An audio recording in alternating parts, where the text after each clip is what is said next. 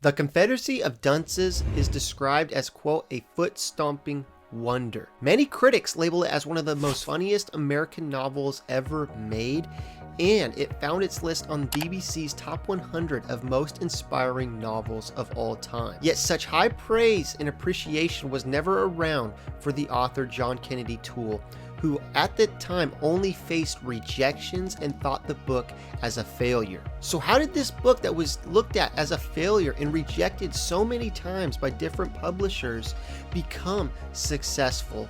And what does this say about the impact that we may never know we have?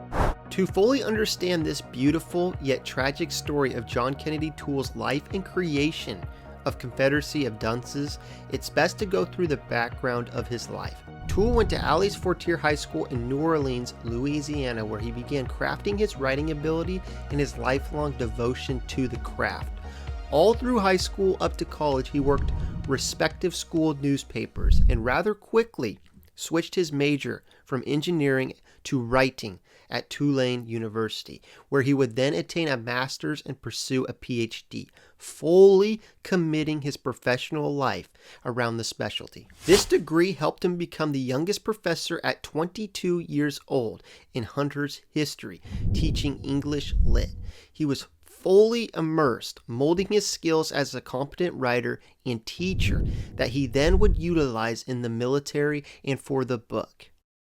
In 1961, he was drafted, where he would then be assigned to teach new recruits Spanish at Fort Buchanan in Puerto Rico, giving him an abundance of free time and inspiration to start crafting the book at night. Fellow soldiers even detailed that they would hear him typing on the typewriter at night. Although Toole's years in the military provided inspiration by introducing him to new people that formed many of the main characters in the book and gave him time to write, Toole's years in the military were bleak. It was mundane, and to get past that boredom, one of the most common things to do was drink. A habit Toole was never able to break for the remainder of his life, especially during difficult times. Years after the military, John got a teaching job with favorable hours, allowing him to continue working on the novel, all the way up until the assassination of John F. Kennedy. This was the catalyst to severe depression and an increase in alcohol consumption that had him quit writing completely. As time progressed, John got back to writing, but took the assassination of MLK just as harshly and had the same effects. Eventually, however, Toole finished the novel after 10 years. As he rooted his characters and story from his life, it gave him the courage and desire to take that script to multiple publishers. Some gave him pleasantries, even offering guidance into a couple tweaks that would make it publishable in their eyes. But all of them rejected the book as it was, and he really struggled. He could not get it published. His mother even helped, encouraging him to take it to Houghton Carter Jr., a fellow Louisiana publisher, but like the others, only offered pleasantries, not publication. Toole took the rejections personally. The boozing continued, spiraling him down further into paranoia, in where he would have feelings that his students were out to get him, or the cars driving by were somehow out to get him. And sadly, his personal battles became too heavy of a burden, ending in his suicide at 31 years old. Toole is the only one and will only be the one who knew the real reasons why. I do not know and won't pretend like I do know, but I do think it's fair to say that the rejections of the books didn't help and added to that plate. So how did A Confederacy of Dunces end up getting released after all the rejections? After his suicide, Thelma, John's mother, found a smeared carbon copy of the manuscript, and by knowing how much the book meant to him, she then went out and fought to get it published. After many no's and a determined persistence, the manuscript eventually landed on a writer's desk named Walker Piercy.